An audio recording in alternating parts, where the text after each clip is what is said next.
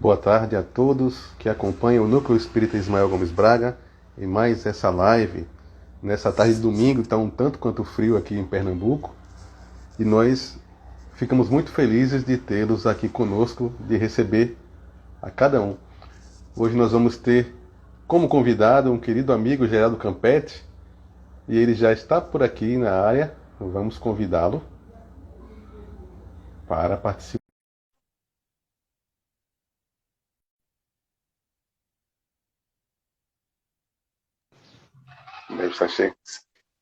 Boa tarde, Geraldo. Boa tarde, querido amigo, tudo bem?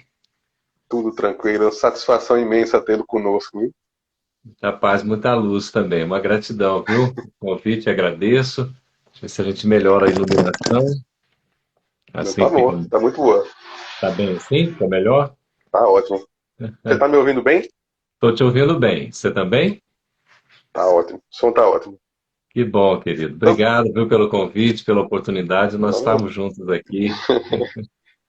somos nós que agradecemos, né? Nossa casa fica aqui no Cabo de Santo Agostinho, em Pernambuco, né? 49 anos de fundação.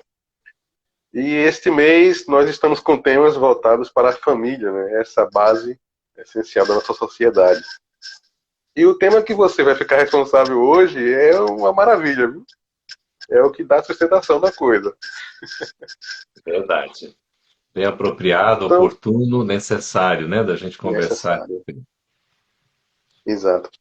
Então, gente, para vocês que não conhecem, duvido muito que alguém esteja que não conheça, o Geraldo, ele está como vice-presidente da Federação Brasileira, né, Federação Espírita Brasileira, escreveu alguns livros, um deles eu sou muito fã, e também participa de diversos programas na FEB TV.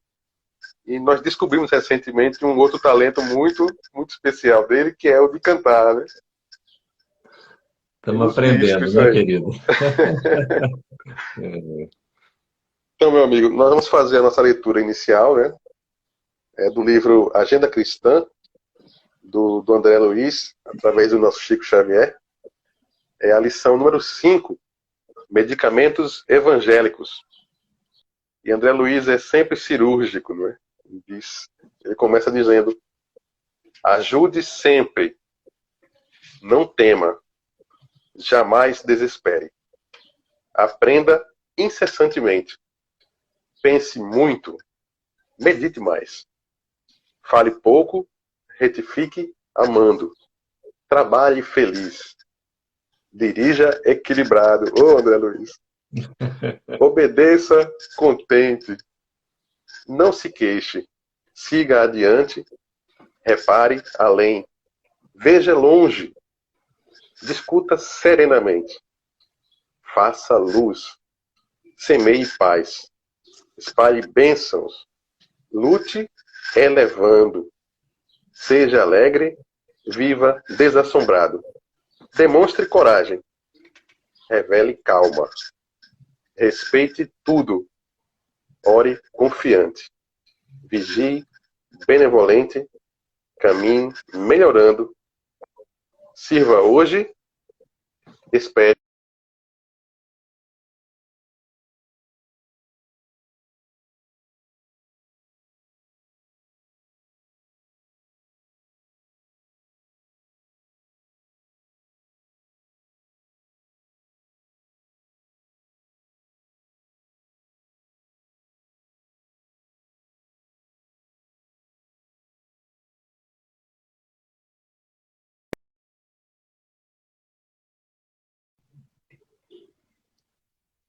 Voltamos.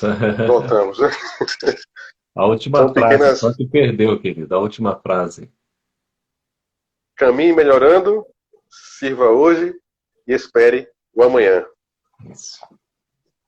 Perfeito. Né? Então, meu querido amigo, queria convidar você para fazer junto comigo uma prece, para nós darmos seguimento ao nosso trabalho. Vamos fazer.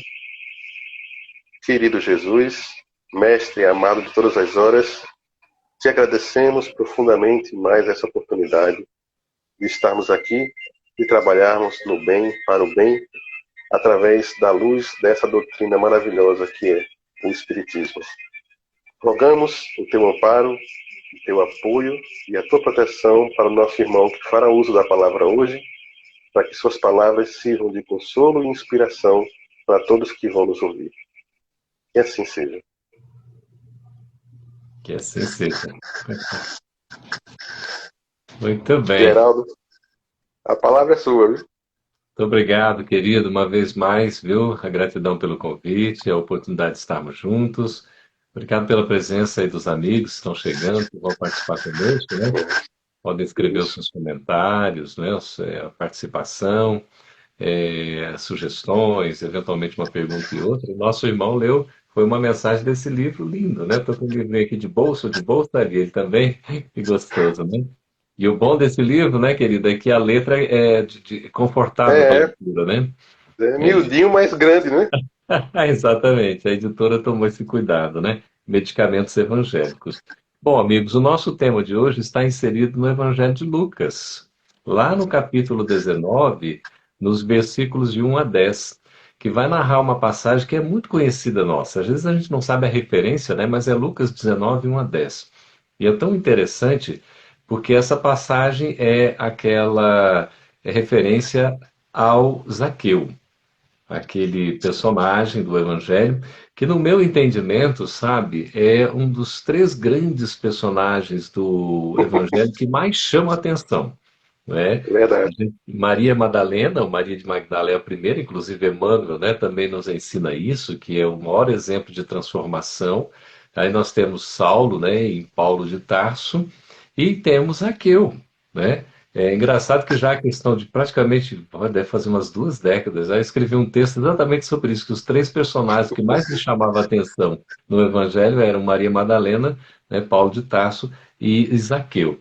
E aqui é muito interessante a narrativa de Lucas, né? Lucas evangelista, que era médico, e ele escreve o Evangelho através do contato exatamente com Paulo, Paulo de Tarso, Uhum. não é? E Lucas foi o grande companheiro de Paulo até a reta final, até ele preso em Roma já, próximo, né, da pena capital, que ele acabou sendo decapitado, inclusive.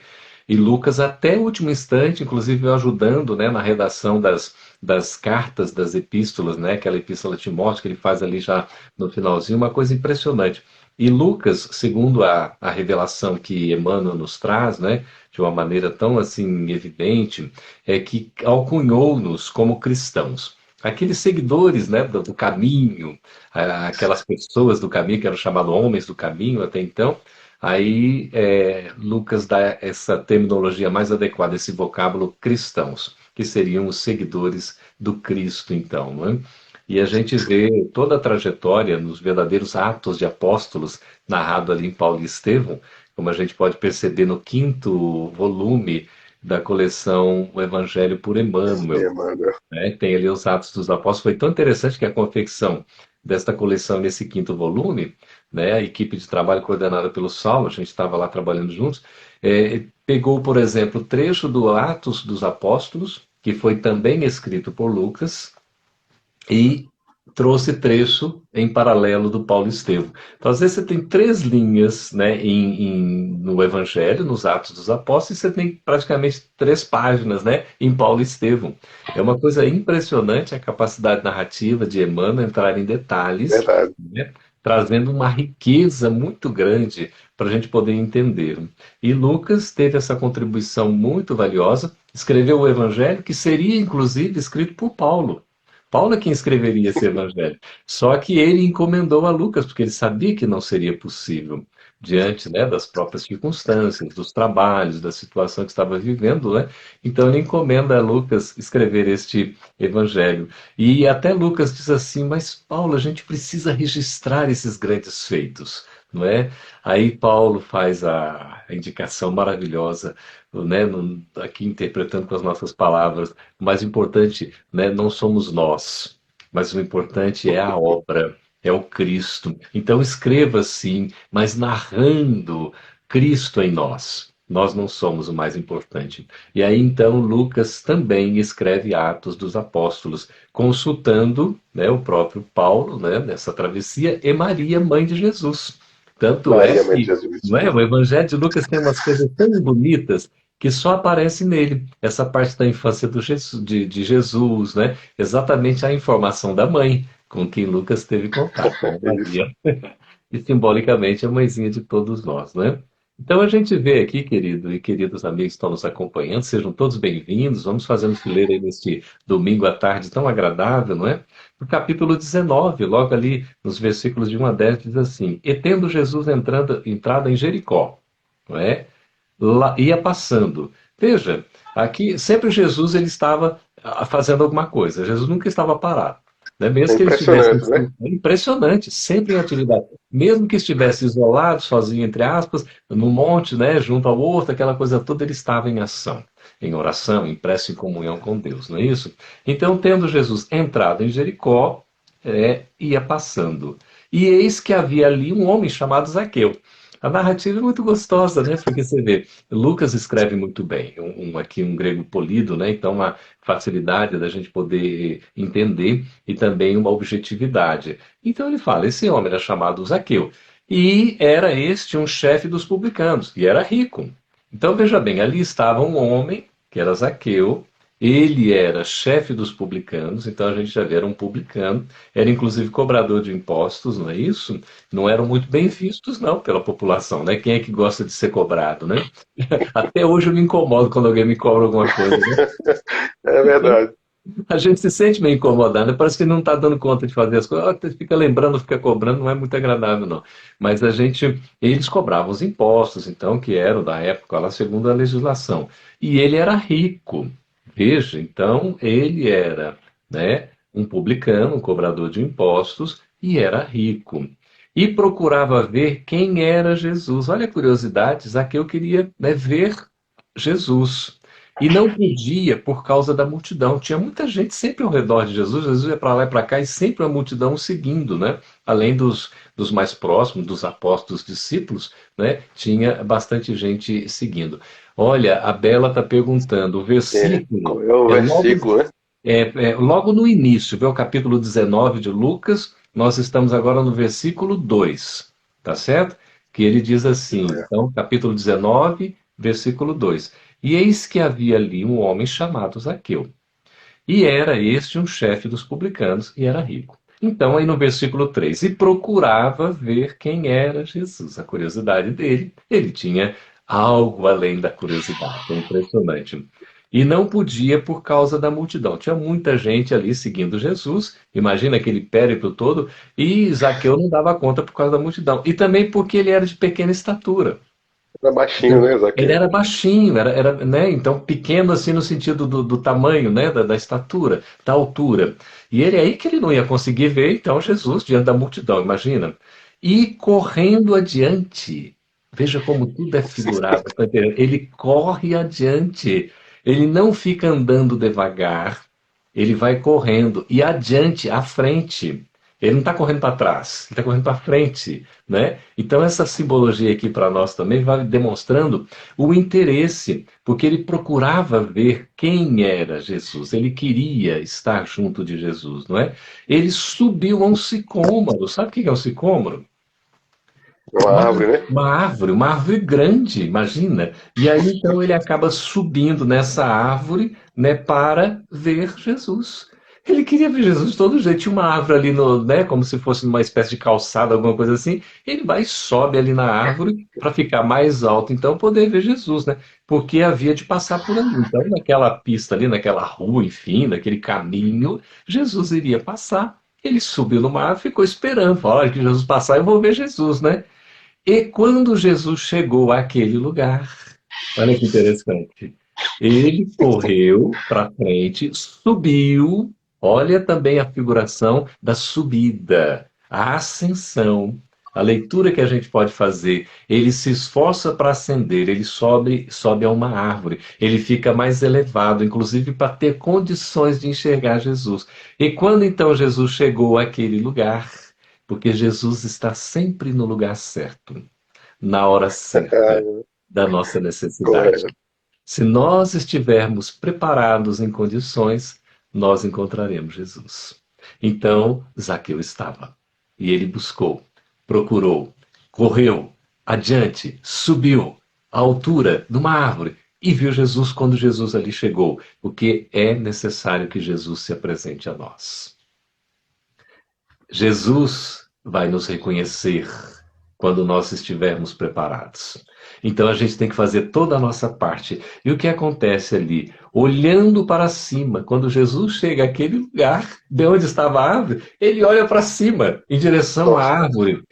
Viu-o. Ele viu ali aquele homem de estatura pequena e tudo, e disse-lhe: Zaqueu! Zaqueu chamou pelo nome. Nunca tinha Imagina o choque visto. daquela criatura, né? Ele nunca tinha visto Jesus. Jesus, certamente, como onisciente, porque tinha conhecimento de tudo com relação à terra, ele já conhecia Zaqueu, já sabia das suas pretensões e tudo mais, e estava no planejamento espiritual. Zaqueu foi um dos escolhidos no trabalho da equipe de Jesus para servir de testemunho, exatamente a demonstração que ele vai dar na sequência aqui. Já um espírito maduro, um espírito pronto para testemunhar e ser um exemplo de grande transformação do Evangelho. Então Jesus, né, que ali naquele momento até então nunca tinha visto, né, supostamente nem sabia, não conhecia, chamou pelo nome. Ô Zaqueu, fala Zaqueu, desce depressa. Ele que havia corrido, né? Ele que correu meio assim apressado, que ele foi rápido, subiu lá aquela árvore, agora desce depressa, Zaqueu, porque olha que impressionante. Porque hoje me convém pousar em tua casa, que é o texto maravilhoso que você destacou na Meu Deus, chamada. né? É, Hoje, a Patrícia, Geraldo, Patrícia e a Maria José comentaram a mesma coisa, né? Imagina a emoção de Zaqueu nesse momento, né? nossa Senhora. Então Jesus, além de olhar para a árvore, olhou para Zaqueu, chamou pelo nome Zaqueu, desce daí depressa. Olha, meu amigo, desce depressa aí, porque convém que hoje eu vá pousar em tua casa. Pousar é um termo que no interior de São Paulo a gente sabe bem, né? É dormir, né? É estar Dormir, na né? sua casa, é descansar, enfim, né? É estar ali, repousar, pousar, passar a noite, enfim. Então, convém, né, que hoje eu vá pousar em tua casa. E, apressando-se, desceu. Ele apressadinho, imagina ali, né? As perninhas curtas, mas rapidamente desceu daquele tronco de árvore e recebeu-o alegremente. Ali as distâncias também não eram tão longas, né? Então Zaqueu logo desce dessa árvore rapidinho, Jesus deu o comando, ele obedeceu. Ele não titubeou. Ele nem sequer pensou. Às vezes nós ficamos calculando um convite, Demais. e demais, será que eu aceito ou não? Bezerra de Menezes e Emmanuel dizem para nós, querido amigo, queridos amigos, que quando a caridade é calculada, ela chega atrasada. Então, quando a gente fica pensando muito em fazer o bem, acaba que a oportunidade daquele bem pode nos passar. E a gente, então, Verdade. perde a chance, não é? Então, aqui, ele se apressa. Então, apressando-se, desceu e recebeu alegremente. Ele recebe Jesus com alegria. Alegria é júbilo. A boa nova é a mensagem da alegria, é a mensagem do júbilo, da disposição. Por isso que nos inova, nos renova, nos transforma. Isaqueu era aquele grande exemplo de transformação. Então veja, ele recebe com alegria. Como é bom, meus amigos queridos, estarmos alegres. O Espiritismo é a mensagem da esperança e do otimismo, por isso é o Consolador prometido pelo Cristo, que é o próprio Cristo que enviaria outro Consolador, que é o próprio Cristo que vem agora na figura, não de uma personalidade dele próprio, mas com uma pleiade de espíritos trazer a revelação do Espiritismo para que a gente possa entender o seu Evangelho em espírito e verdade, em essência, Exatamente. mensagem profunda, não é? Então veja Muito. aqui, ele recebe com alegria. Leon Denis diz para nós, na quinta parte do livro Depois da Morte, que o bom humor é a saúde da alma. Então, olha que coisa bonita, né? A gente entende, aquele que é bem-humorado é saudável. A pessoa mal-humorada, ela está doente. A gente vê quando chega uma pessoa bem-humorada na nossa convivência, ou por exemplo, sei lá, está num ambiente, de repente chega alguém bem-humorado, é tão bom, né? Contagia com aquela alegria, todo mundo se sente envolvido. Agora chega uma pessoa carrancuda, cara séria, fechada, né? cerrado, e, nossa, Torce parece. logo que vai embora, né? Nossa, fica aquele ambiente pesado, uma influência que não é boa, né? E a própria pessoa está adoentada. Por isso, o bom humor, a alegria. Me recordo aqui, só fazendo um parênteses, que quando Maria, aquela apresentadora do Mais Você, Hum, Maria, não é? Ana Maria. Ana Maria Braga. Quando ela apresentava, e ela foi a primeira vez que Divaldo foi ao programa, não é? E ela estava admirada. Divaldo, à época, tinha 80 e poucos anos, hoje ele tem 94, né? Ela estava admirada de tanta vivacidade, né? Aquela postura jovial, assim, de Divaldo. E ela, então, ao vivo, pergunta para ele, né? Qual que era o segredo, né? Dele, né? Já estar com 80 e poucos anos e demonstrando, né? Toda aquela jovialidade e tal. Ele responde com a expressão alegria de viver.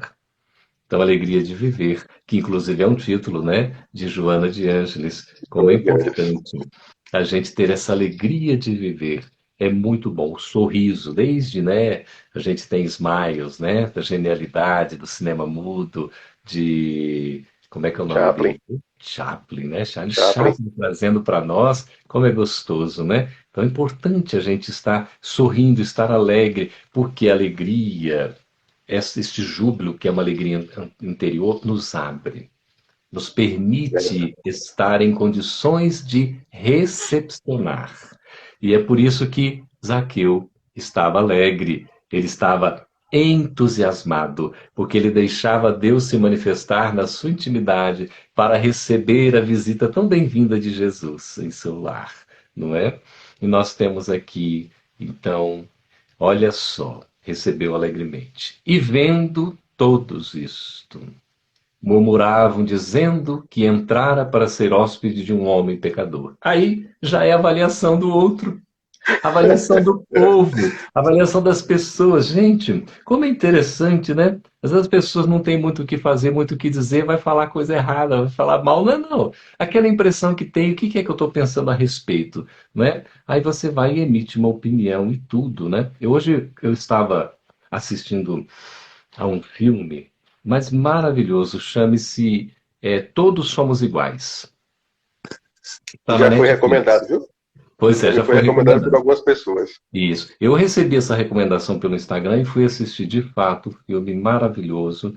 Certamente ele tem a orientação aí evangélica, né, e tudo, mas é excelentemente dirigido, é muito bem dirigido, e em nenhum momento do filme, esse spoiler eu posso dar, se coloca que nós somos iguais.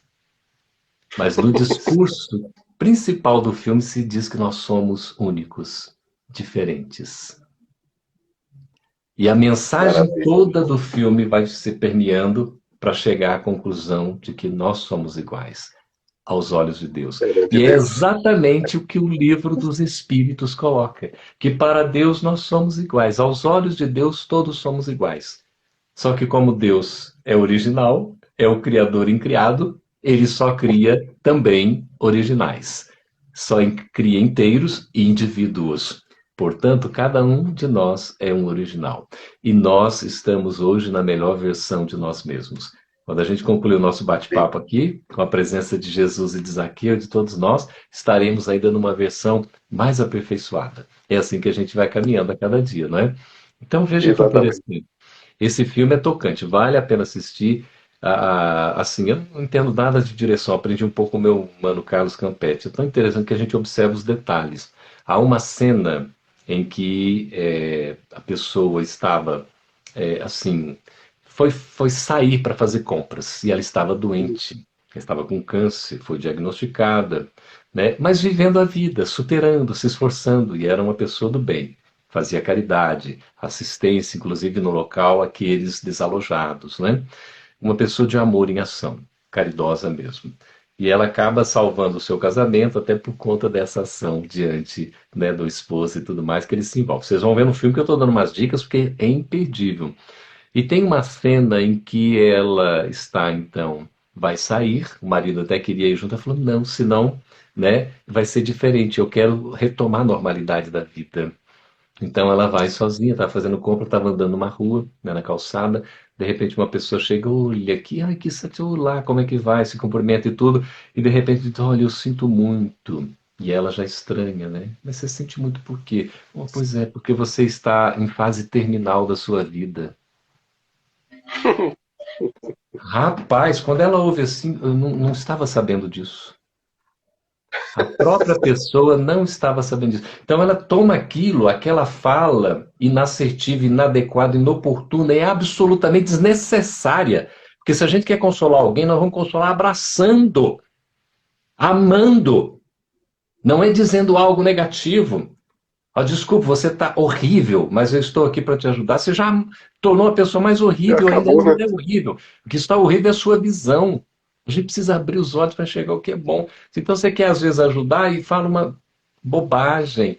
Aí a pessoa ficou toda envolvida com aquilo tudo. Ela estava em fase terminal, mesmo que era um câncer, não tinha, no caso dela, não tinha como, mas ela não tinha tido essa notícia ainda.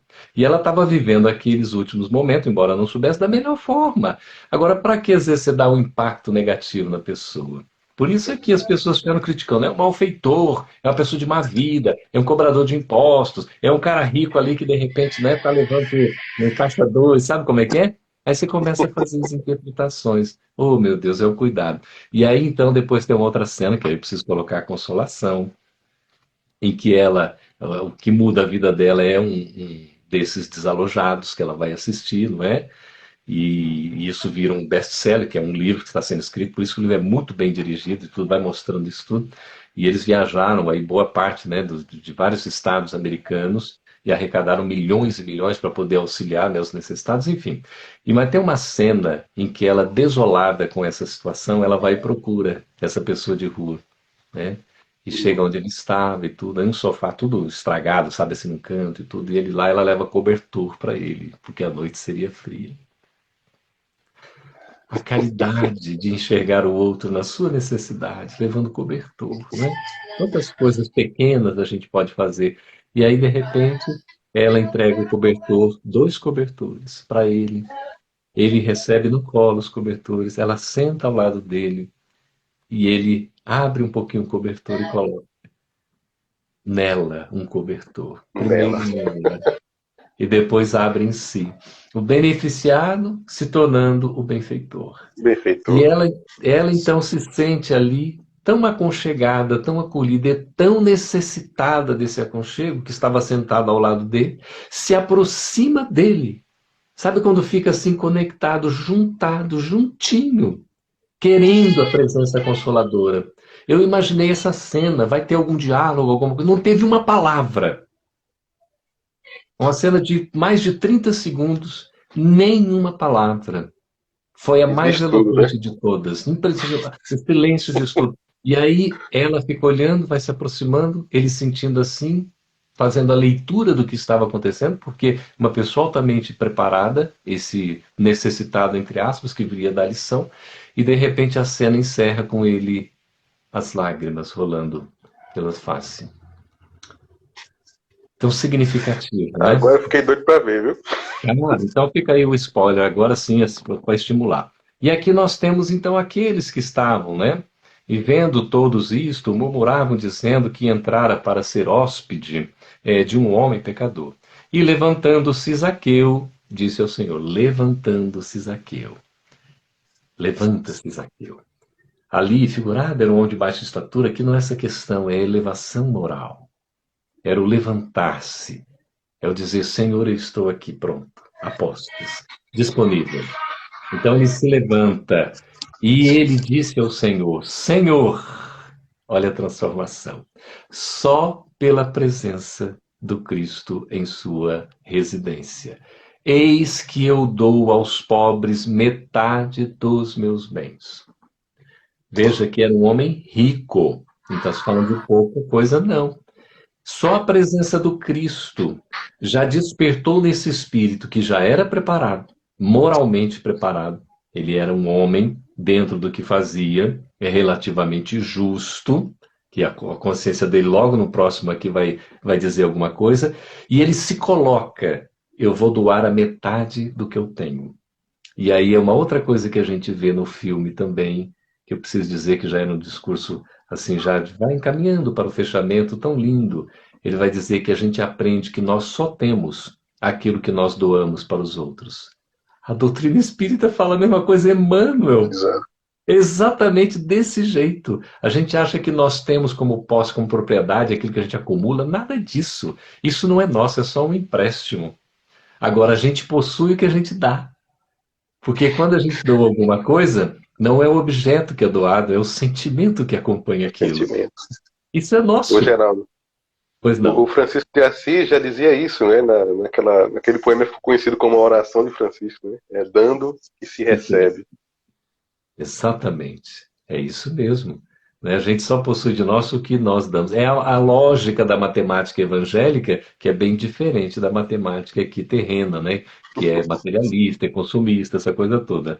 Bom, então vejamos aqui, não é? Ele diz ao Senhor: Senhor, eis que eu dou aos pobres metade dos meus bens. E se em alguma coisa tenho defraudado alguém, o restituo quadruplicado. Veja aqui, que se por um acaso, né, ele ali tenha enganado, até pela situação dele, alguma coisa que ele possa ter feito de não correto, ele se colocava à disposição para pagar aquele em 4 vezes o valor devido. Veja aí o espírito de justiça, já acompanhado de uma bondade, né, se manifestando em Zaqueu. Isso. E aí então disse-lhe Jesus: hoje, porque se Zaqueu já tinha uma certa disposição, era preciso que houvesse o estímulo correto, no tempo certo, para que essa transformação se efetivasse. E foi o que aconteceu com a presença de Jesus. Hoje veio a salvação a esta casa, pois também este é filho de Abraão, para dizer da origem de aqueles que acabam sendo filhos de Abraão, que somos todos filhos de Deus, e que mais cedo ou mais tarde seremos salvos, entre aspas. Ali, Zaqueu estava se salvando, porque ele já se colocava nesse sentido da transformação. Então Jesus diz: hoje veio a salvação a esta casa. Que casa é essa? Essa é a questão, né? Que casa é essa? Veja como é importante nós fazermos o evangelho no lar, não é isso? Porque a nossa casa estará protegida, muito mais que a casa, o lar.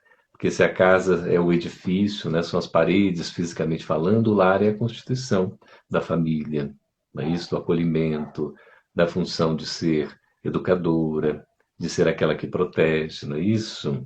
Que ensina, que atende às necessidades, que acolhe, não é? Que também é esse local como um templo para que haja paz à luz. Joana de Ângeles diz que quando a gente faz o evangelho no lar, nós acendemos uma luz no nosso lar, que se espalha iluminando o bairro inteiro no qual a nossa residência está localizada. É uma coisa tão Exato. impressionante.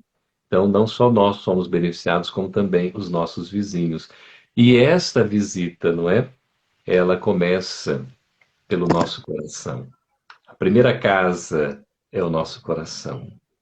Abrir o coração para receber a visita de Jesus, porque conclui aqui no versículo 10, quem está acompanhando aí conosco, porque o Filho do Homem veio buscar e salvar o que se havia perdido. Olha, poderia estar Zaqueu no caminho da perdição, diante das tentações, de tantas facilidades, e vem Jesus, o irmão maior, resgatar. E a gente fica pensando, Zaqueu tinha essa disposição, esse interesse. E nós vemos na questão 909 de O Livro dos Espíritos, não é?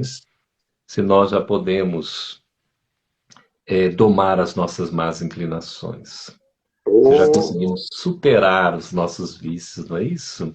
E a resposta é, a gente já dá conta de fazer isso. O que nos falta geralmente é a vontade. vontade. Um pouco de vontade já resolveria muita coisa. André Luiz fala que a gente precisa fazer um pouco mais de esforço. Um pouco de esforço na nossa vida vai fazer muita diferença. Zaqueu teve esse esforço, essa disposição, esse interesse. A casa que a gente queria tratar um pouco é o nosso próprio coração.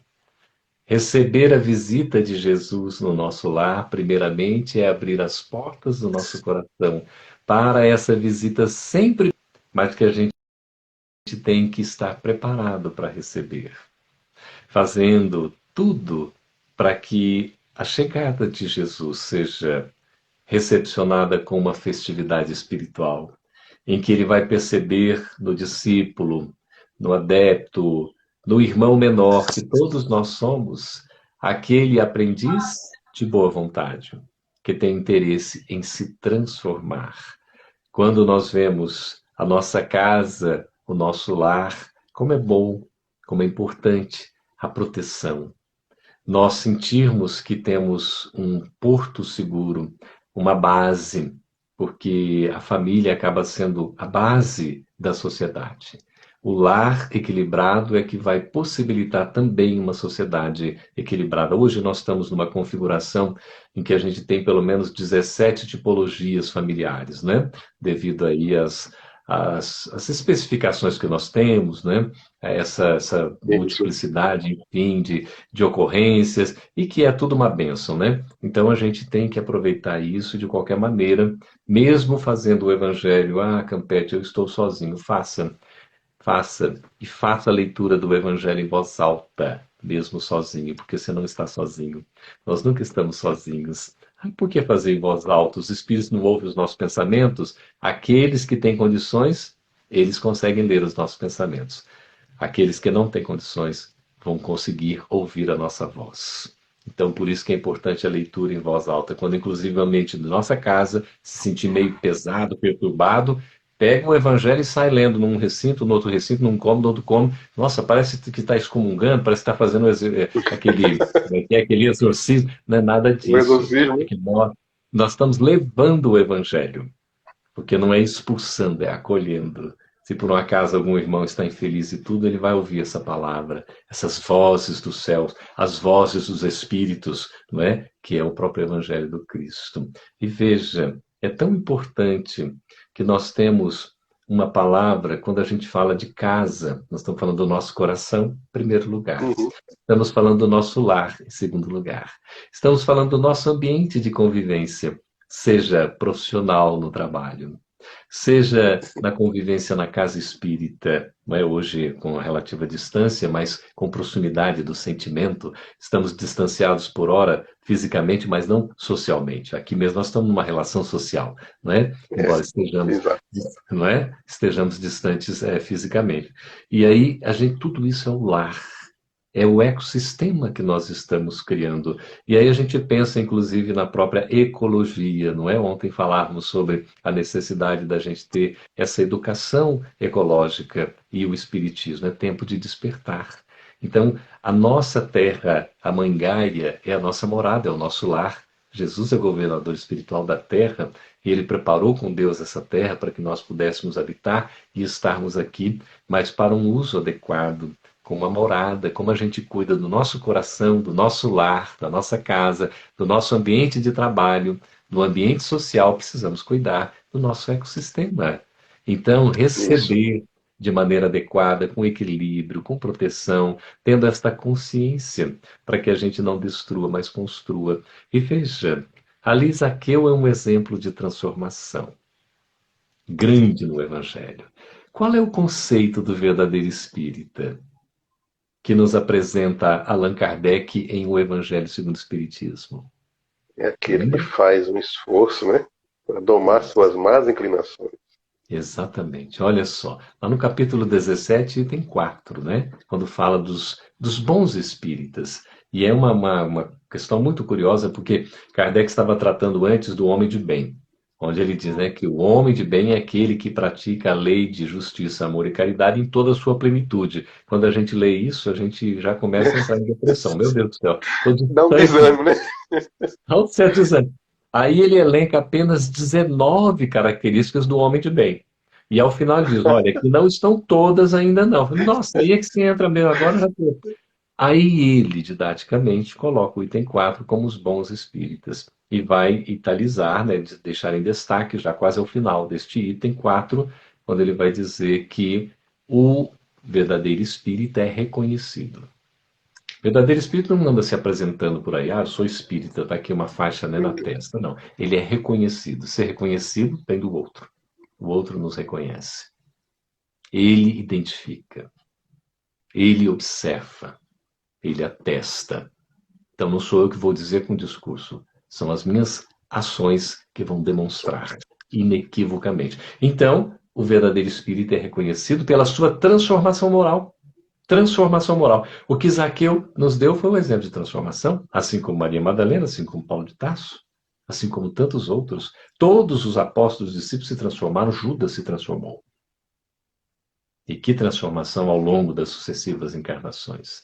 Que coisa impressionante. Aí a gente verifica a transformação. Nós, evidentemente, nos transformamos para melhor, porque não tem sentido você se transformar para pior. A lei é de Pior, né?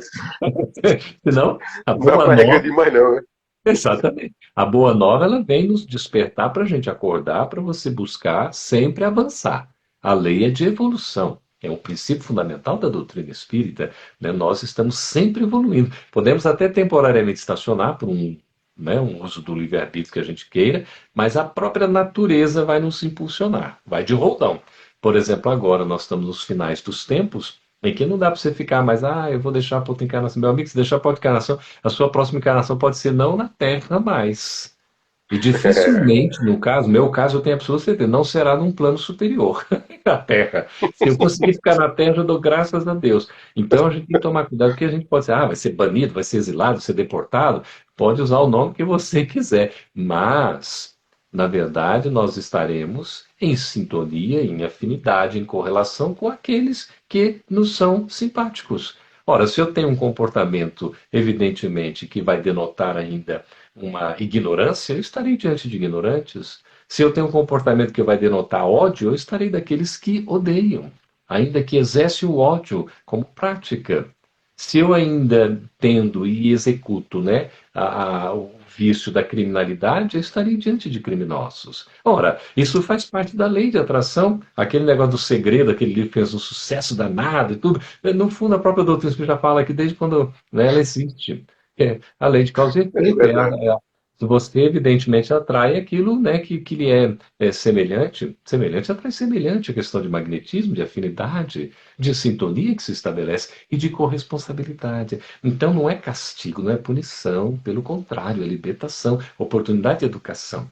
Então, vejamos, a gente precisa cuidar bem da nossa casa, do nosso ambiente, do ecossistema, da mãe Gaia, natureza, né? Tudo isso para que a gente possa merecer receber esse Cristo nas nossas próprias ações.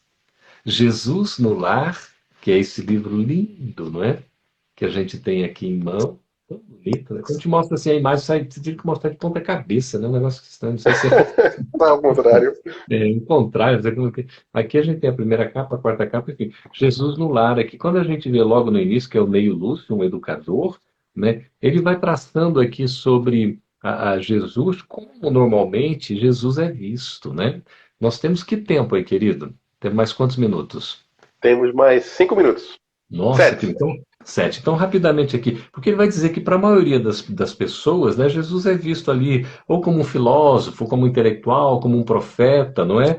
Como alguém que, assim, acima da média. Ele vai colocando aqui. Só que quando ele vai, né, trazendo para a nossa realidade, ele vai dizer que, na verdade, para nós, né, olha só, Jesus, ele é o renovador da vida de cada um.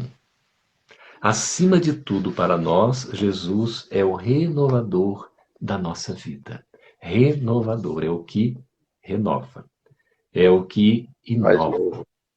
é o que faz novo, é o É. que regenera, é o que gera novamente, é o que possibilita a reencarnação. Olha só, é como se nós estivéssemos nascendo de novo para a progressão, sem perder o que a gente já adquiriu, Tem, não tem é? uma passagem do Evangelho, não lembro o livro, mas que Jesus fala isso, né? Eis que eu faço nova todas as coisas. Isso, exatamente. E ele diz, né, que vem trazer vida, vida em abundância, não é? É uma vida que, de fato, né, que descedenta a nossa sede para que a gente não precise beber novamente daquela água, porque nós já estaremos saciados. Isso é o que é a verdade.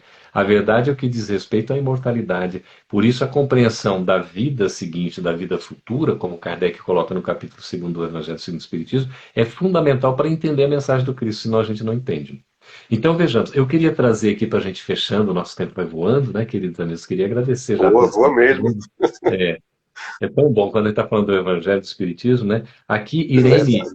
Irene Pinto traz aqui para nós nesse livro, que é, Luz no Lar, a Luz no lar. psicografia do Chico por Espírito Diverso. Então, Irene Souza traz assim, Jesus em casa.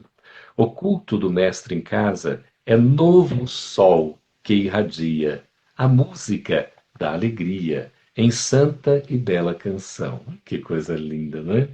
É a glória de Deus que vaza o dom da graça divina, que regenera e ilumina o templo do coração. Ouvida a bênção da prece, na sala doce e tranquila, a lição do bem cintila, como um poema a brilhar. O verbo humano enaltece a caridade e a esperança. Tudo é bendita mudança no plano familiar. Anula-se a malquerença, a frase é contente e boa. Quem guarda ofensas, perdoa. Quem sofre, agradece a cruz. A maldade escuta e pensa, e o vício da rebeldia perde a máscara sombria, toda névoa faz-se luz. Na casa fortalecida por semelhante alimento, tudo vibra entendimento sublime e renovador. O dever governa a vida, vozes brandas falam calmas. É Jesus chamando as almas ao reino do eterno amor.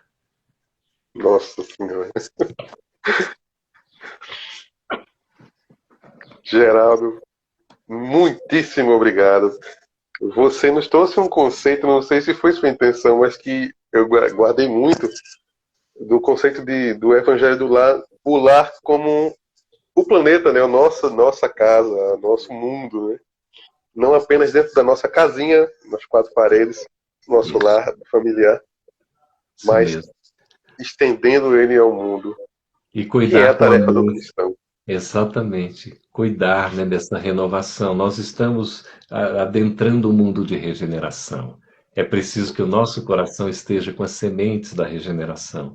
Isso é paz, é sintonia, é união, é respeito, é dignidade, é cuidado, com zelo, para com tudo que é criado por Deus, né? Nós somos criaturas divinas e temos essa missão, essa tarefa de cuidar daqueles que também estão sob a nossa tutela. E a Mãe Gaia nesse planeta é o nosso lar, é a nossa morada. Olha que bênção, como é gostoso. Vamos aproveitar a oportunidade, né? Estendendo do nosso coração, do nosso ambiente e vamos ampliando para que a gente consiga trazer de fato essa regeneração que vai começar, como diz, né? O reino de Deus será implantado na terra, sim, mas começa na intimidade de cada um de nós. Vamos De fazer a cada nossa um.